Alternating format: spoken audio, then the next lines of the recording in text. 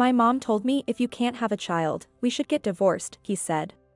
Fine, I understand. Though I'm pregnant right now. What? I am Emily.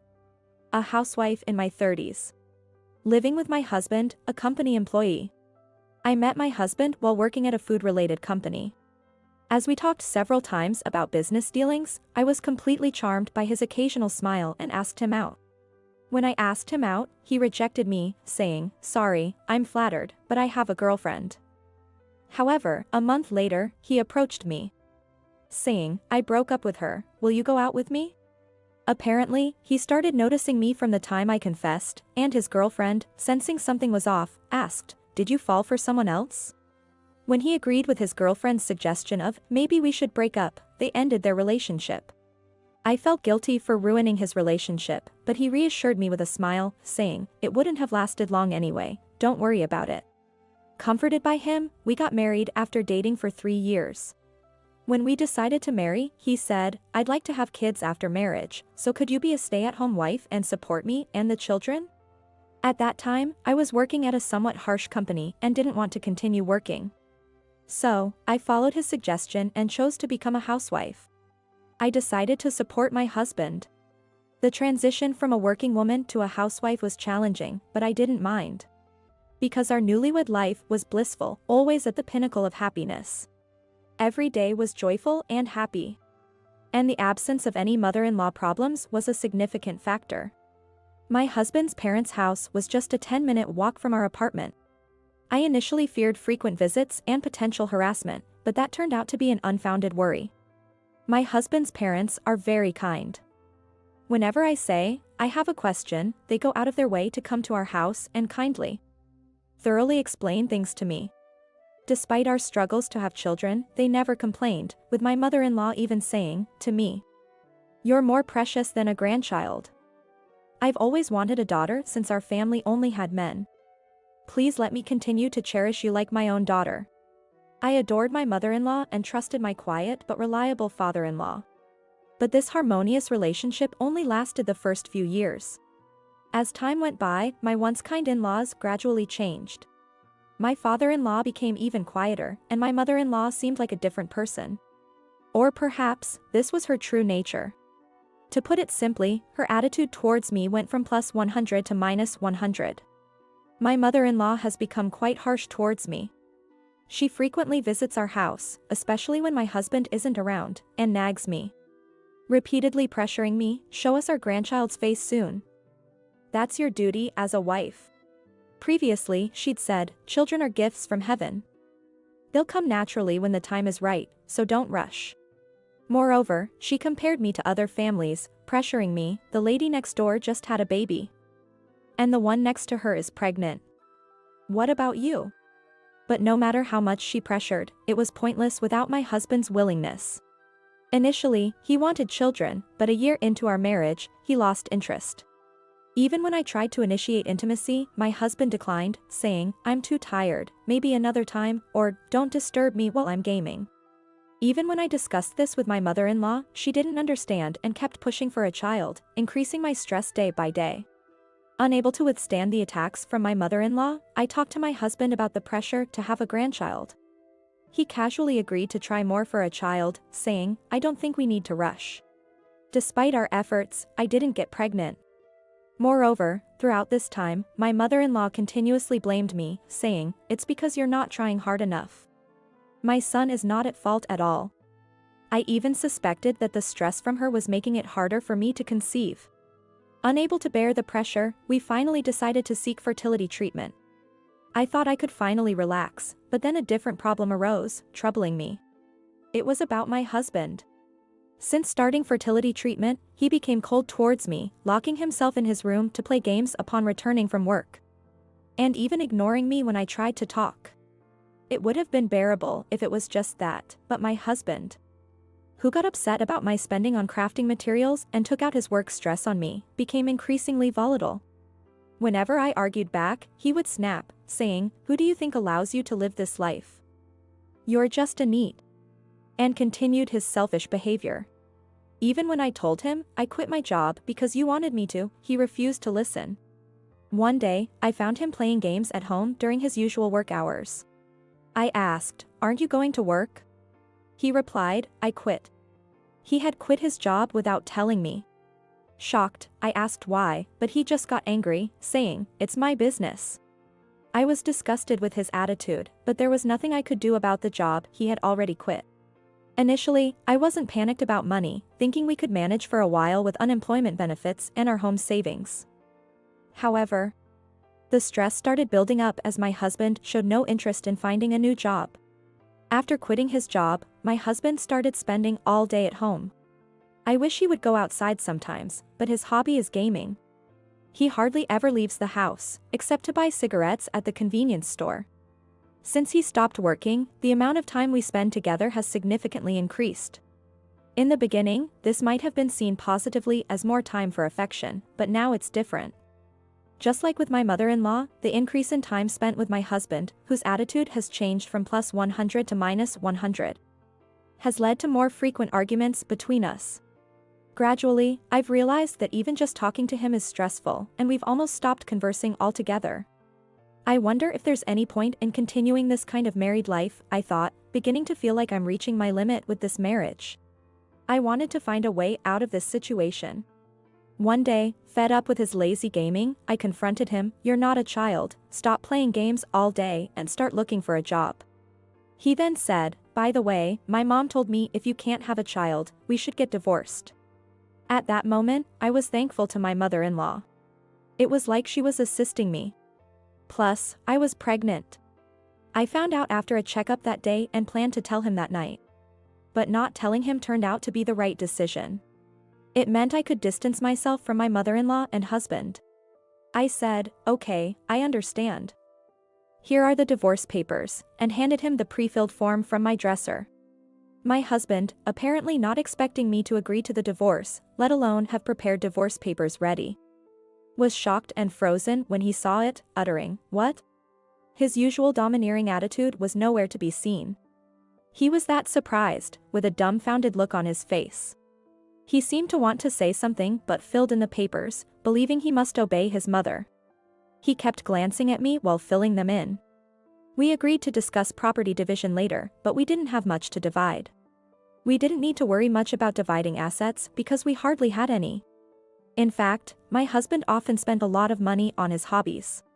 Not only did he play games at home, but he also seemed to have spent a considerable amount at amusement arcades. He had criticized my spending before, but in reality, he was the one who spent more recklessly than I did. He never had the mindset to save money. Even before our marriage, he never saved, and this didn't change after our marriage, so we had no significant assets. When we realized there was no property to divide, I thought our discussion was over. But my husband insisted it wasn't and pointed to a bank statement, saying, "Don't we still have our savings?" Indeed, that bank statement contained a significant amount of savings, and he suggested we divide it. However, these savings were not subject to division. When I explained, "This is the money I saved before our marriage, so it's not part of the property division," his face rapidly turned pale.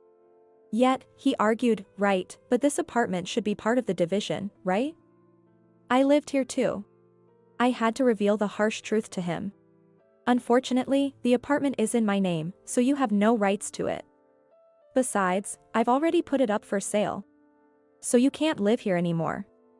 Please leave soon as it would be a bother," I told him with a smile.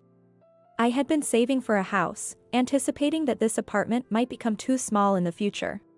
Before marrying, saving money was my hobby, so I had accumulated considerable savings even as a regular employee. I had bought the apartment with those savings, so I did have some assets. With the money from selling the apartment, I could build a nice house in the city center. Of course, all that property was mine from before the marriage and not included in the division. It seems my husband was unaware of this fact. He apparently thought he would receive half of my property, but unfortunately for him, that was not the case. Realizing he wouldn't get any part of my property, my husband was left in a daze. After that, we continued the discussion, but my husband couldn't snap out of his daze. Since there wasn't much left to talk about, the discussion ended quickly, and we submitted the divorce papers to the lawyers. Our divorce was successfully finalized. A few months later, I returned to my parents' home and, with their support, gave birth to a healthy baby boy. I named him Ambrose, inspired by the phrase, "A boys, be ambitious." Now, I'm living a fulfilling life with my parents and beloved child. Of course, I haven't informed my ex-husband and his family. I haven't informed them because I'm certain that if I did, my former mother-in-law would surely storm in, demanding, "Give me back my grandchild." Meanwhile, my ex-husband, after being kicked out of the apartment, returned to his parents' home. He became a recluse, shocked by the easy acceptance of the divorce. Even when he goes out, he looks so suspicious that he frequently gets stopped by the police. It's quite a pitiful situation. I later learned that the reason my husband quit his job was due to a souring of work relationships. Apparently, my ex-husband was disliked at his company for his bad mouth, especially by female colleagues, and eventually, everyone started ignoring him. Unable to endure this situation, he suddenly quit his job one day. He might have been this way even before our marriage. Only kind towards me. A real wolf in sheep's clothing. 3 years later, I'm working as a manager of a craft store. When I became a regular at a local craft store, the manager, Linda, approached me with a proposition. "I'm getting old and thinking about retiring. If you're interested, Emily, would you like to take over this store?" Linda proposed to me. At that time, my parents were actively helping with childcare, and I was thinking about getting a job. If I declined, the store would close down. That would surely inconvenience many of the regular customers. Considering this, I decided to accept the offer and take over the store. While attending to a regular customer today, an unexpected pair visited me. Indeed, the unexpected visitors were my former mother-in-law and ex-husband. "Wow, this is a nice shop for you to have." "Yeah, Mom. Look, this fabric seems like it would suit you." Annoyed by their transparent flattery, I asked, "What brings you here?" My former mother-in-law then demanded, "Give me back my grandson." It appeared she had somehow learned about my child's birth and wanted him as the heir to their family. "You were already pregnant when I demanded the divorce. Why did you keep quiet?" "If I had known, I wouldn't have gone through with the divorce," my ex-husband accused me. "That's exactly why I wanted a divorce. If you had known about the pregnancy, you would have used any means to stop the divorce." I glared at my ex-husband and former mother-in-law. My former mother-in-law then demanded, "So, are you going to give me back my grandchild or not? I want to live with my grandchild soon. You've had enough time with him for 3 years. It's my turn now," she said, making another absurd statement. As I stood there in disbelief, my parents and Ambrose appeared, asking, "What's the matter? Is there a problem?" It seems they were alerted by a regular customer and had hurried over to help. Seeing Ambrose holding hands with my parents, my former mother-in-law tried to approach him, saying, "Oh, how cute. He looks just like my son when he was a child. Look, I'm your grandma." I tried to stop her, but it wasn't necessary. Ambrose clung to my mother, saying, "This is my only grandma." "So, would you mind leaving now?" my mother asked my former mother-in-law. "Just give me the kid," my ex-husband suddenly lunged to forcefully take Ambrose from my parents. I stood in front of Ambrose to protect him, but being much smaller, I was easily pushed aside. "Ambrose, be careful," I cried out. My ex-husband was inches away from grabbing Ambrose's arm. But then, his body suddenly flew through the air. "What?" Looking up, I saw my father, who had just performed a shoulder throw. Yes, my father had thrown my ex-husband in the nick of time. Unknown to my ex-husband, my father was a police officer with national-level judo skills.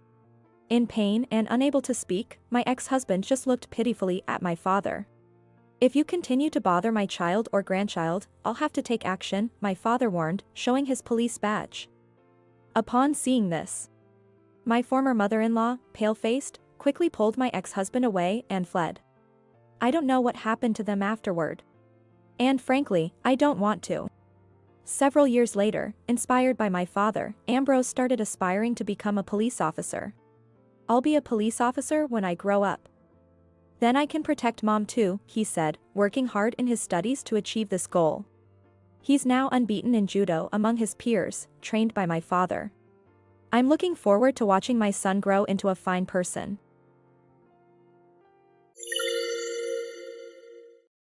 Having a painting like that in the entryway would be embarrassing, wouldn't it? That's why I took it down.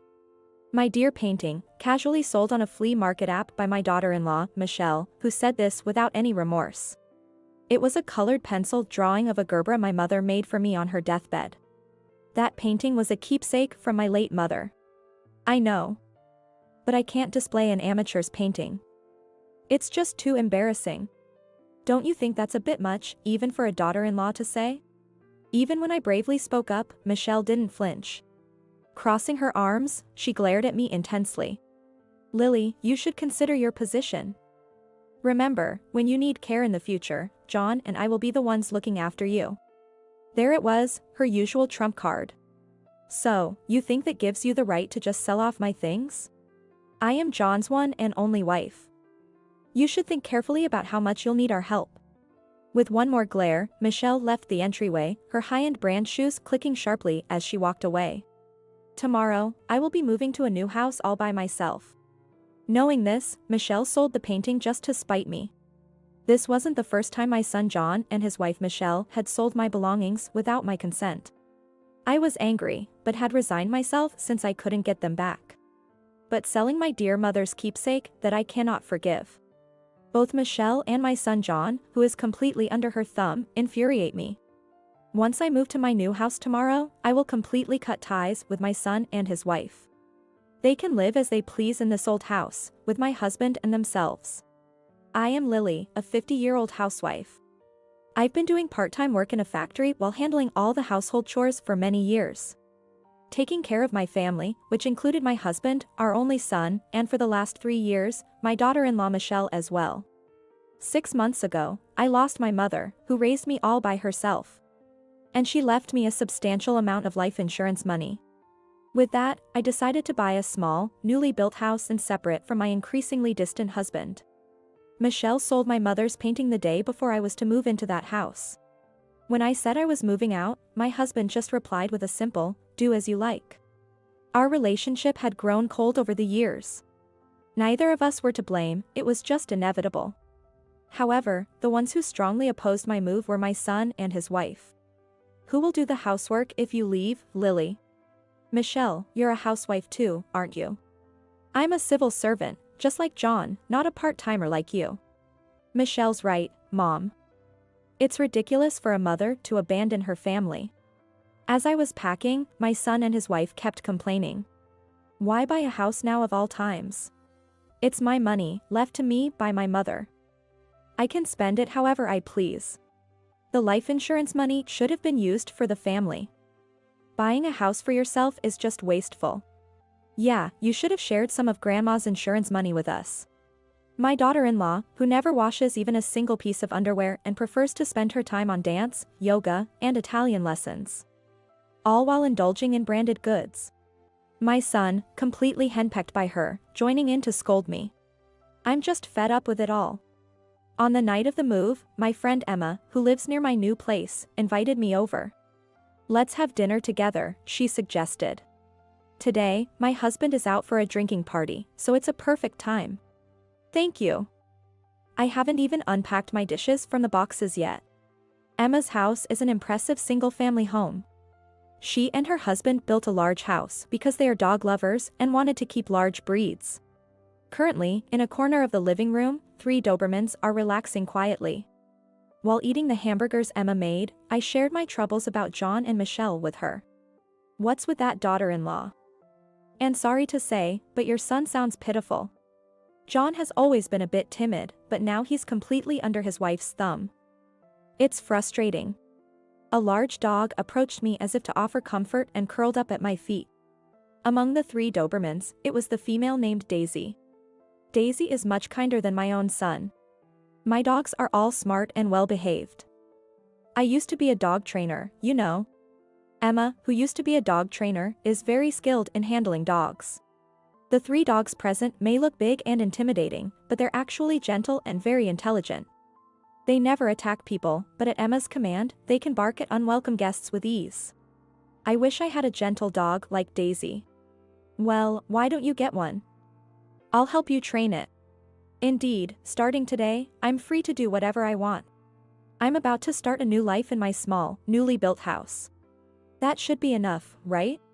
That's what I thought, until Michelle and I are moving into the family home next month. That's what my son called to tell me at the end of the month. I was just getting used to living alone and beginning to enjoy my freedom. The family home. Oh, you mean Michelle's family home? No, Mom, your house. My house. You are living in your father's house, so that should be the family home. I didn't understand what he was talking about. Michelle and I talked about it, and we decided that a family home really means the mother's house, not the father's. So, we've decided to move into your house. That's not possible. My house is too small. There's no space for 3 people to live. This is a joke. I absolutely refuse to be bossed around and burdened with all the housework by John and Michelle again. But there's at least one room to sleep in, right?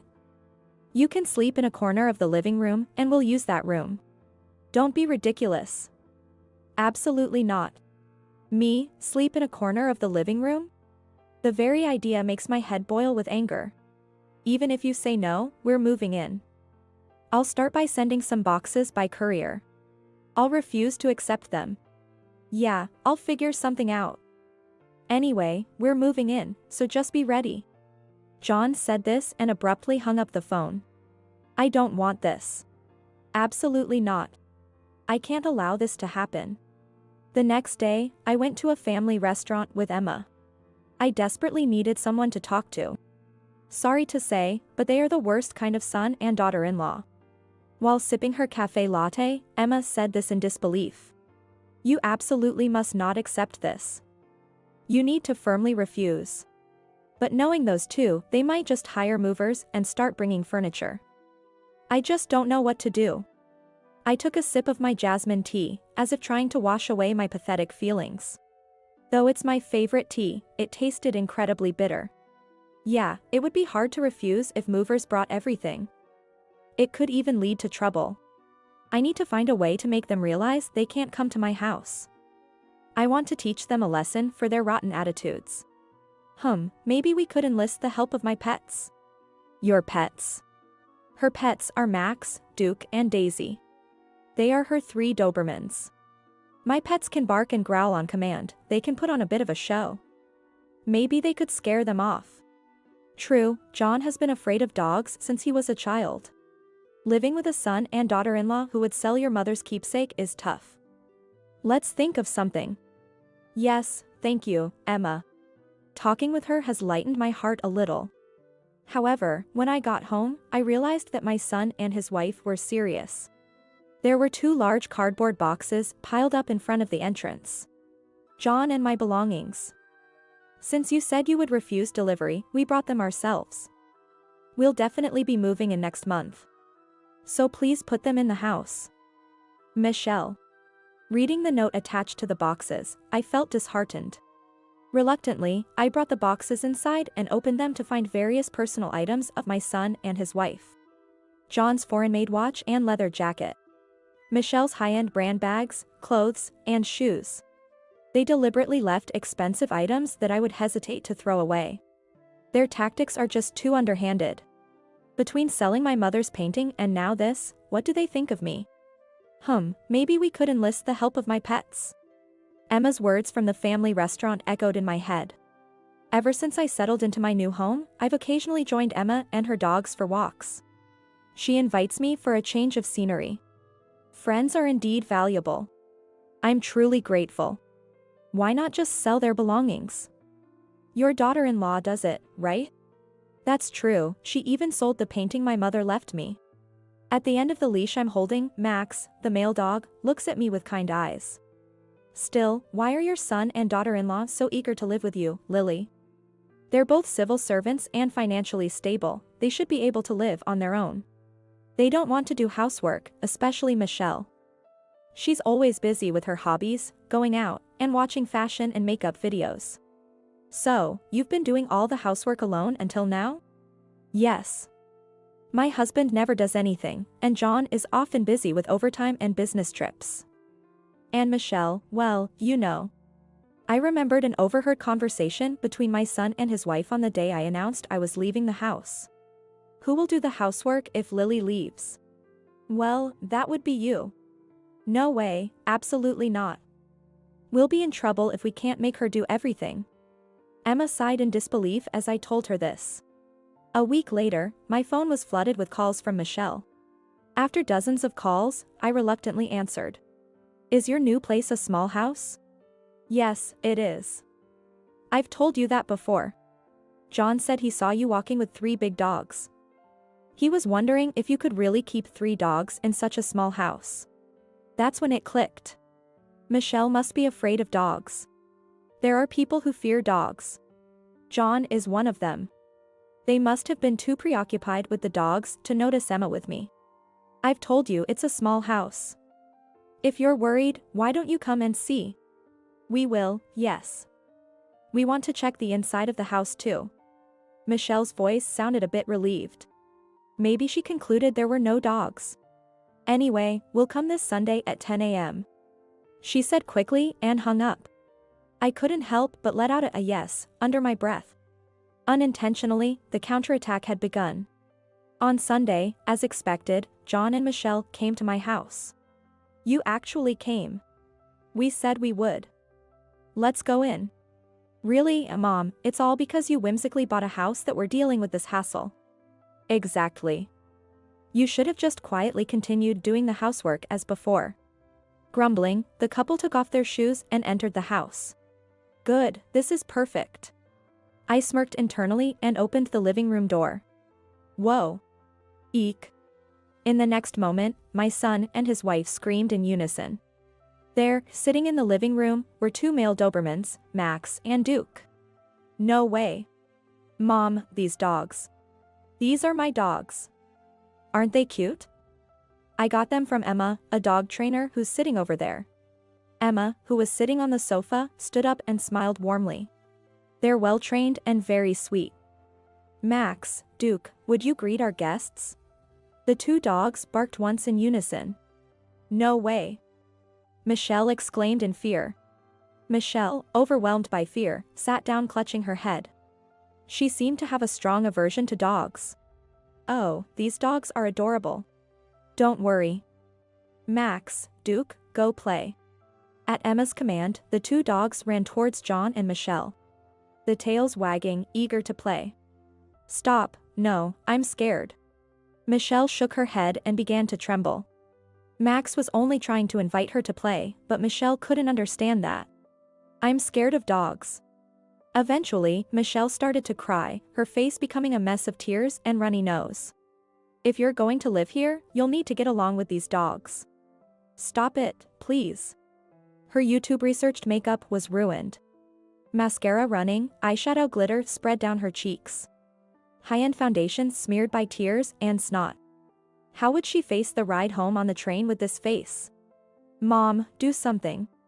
Meanwhile, John, intimidated by the larger Duke, had fallen and was backing away. Interpreting his movement as play, Duke joyfully jumped on him. Stop it. Big dogs are scary. Looking at John's jeans, I noticed a change in color around the crotch area. He was so scared of the dogs, he had an accident. How pitiful. Max, Duke, come here. Emma, sensing it was time, called the dogs back. They immediately left John and Michelle and returned to her side. Max, Duke, down. With one command, the dogs lay down at Emma's feet. Such intelligent animals.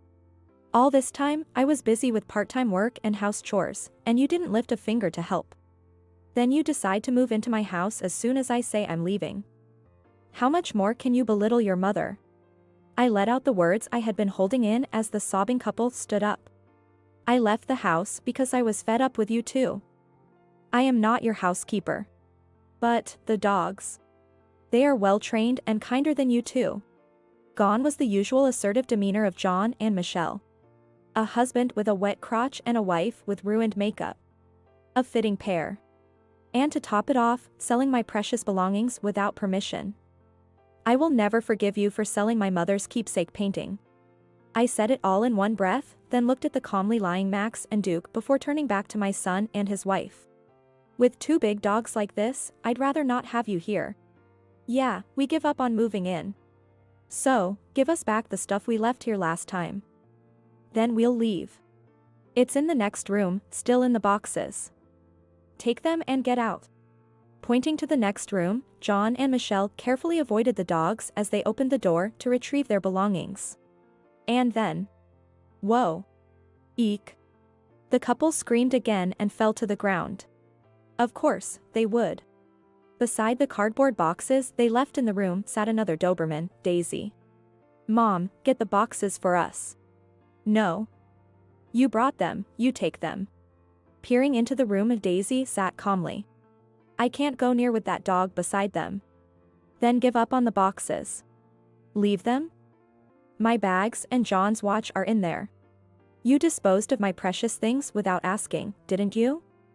I'm not saying leave them. I'm telling you to take them. Michelle glared at me for a moment. Then, remembering the dog, sighed and looked down. Please, Mom. Get the boxes. John, you and Michelle made fun of me. Despite knowing how important that painting was to me, you let her sell it. I know I was wrong, but... Then, Emma approached me. Daisy, would you greet our guests? Instantly, Daisy barked loudly while still sitting. No. I can't take this anymore. Hearing Daisy's bark, the couple reached their limit. With John's wet jeans and Michelle's smeared makeup, they ran to the entrance and fled the house. After that, I sold all the belongings John and Michelle left behind at a brand buyback store. John's watch and Michelle's bags turned out to be quite valuable luxury items. Their extravagant lifestyle was astonishing. Michelle, back at her husband's house, ended up doing all the household chores. My husband, used to my standards, was dissatisfied with her housework. Complaining about her cooking, the untidy house, and the pileup of laundry. Unable to pursue her hobbies due to the chores, Michelle gained 20 pounds from stress. Her irritation was all directed at John. Mom, I can't take it anymore. Michelle has started hitting me. She's always fighting with Dad, and I want a divorce. John sounded exhausted when he called me one day. You chose her as your wife. Handle it yourself. Of course, I didn't offer any advice to John. I was fed up with getting involved with that couple. Meanwhile, I bought a female Shiba Inu and asked Emma to train her. This one will be a good dog. Emma smiled warmly as she petted the puppy I named Coco. Really, it's all thanks to you, Emma. I'm sorry for making your dogs play such roles. It's fine. Hearing your story, I was the one getting angry. But now, you can live peacefully with Coco. Yes, from now on, it's time to enjoy my life, my time. With that resolution in my heart, I gently picked up Coco.